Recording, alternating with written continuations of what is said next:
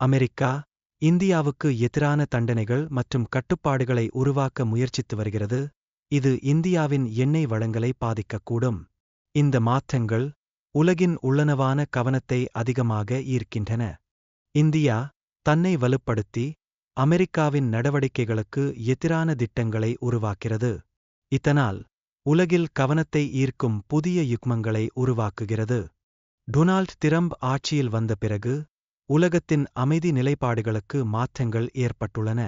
அவர் கூறியதற்கேற்ப அமைதி உருவாக்குவதை விட போருக்கான ஆர்வம் பரவி வருகிறது. அவர் இலங்கையில் வெனிசுவேலாவின் எண்ணெய் வர்த்தகத்துக்கு தடைகள் விதிக்க திட்டங்கள் செய்யக்கூடியவர். அவரது அரசியல் தந்திரங்கள் உலகளாவிய எரிபொருள் சந்தைகளை பாதிக்கின்றன. இந்தியா வெனிசுவேலாவிலிருந்து குறைந்த விலையில் எண்ணெய் வாங்குகிறது. ஆனால் அமெரிக்காவின் சாலை நிலைமைகளால் இதனை பாதிக்கக்கூடும். இது இந்தியாவின் பொருளாதாரத்தில் பெரும் அச்சுறுத்தலாக இருக்கிறது.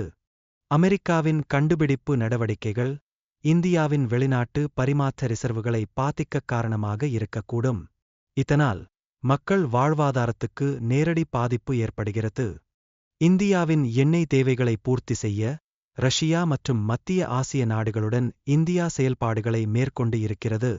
இது இந்தியாவின் தேவைகளை எளிதாக கைப்பண்ண உதவுகிறது. கடந்த காலங்களில் ஏற்பட்ட எண்ணெய் சிக்கல்களை சமாளிக்க இந்தியா தனது உள்நாட்டு எண்ணெய் சேர்வுகளை வலுப்படுத்துகிறது. இது உள்நாட்டில் உழைக்கும் தொழிலாளர்களுக்கு பாதுகாப்பை தருகிறது. அமெரிக்காவின் அழுத்தங்களை தவிர்க்க இந்தியா வெனிசுவேலாவிலிருந்து எண்ணெய் கொண்டுவர புதிய வழிகளை தேடுகிறது. இது இந்தியாவின் எரிபொருள் பாதுகாப்புக்கு முக்கியமானதாக இருக்கும்.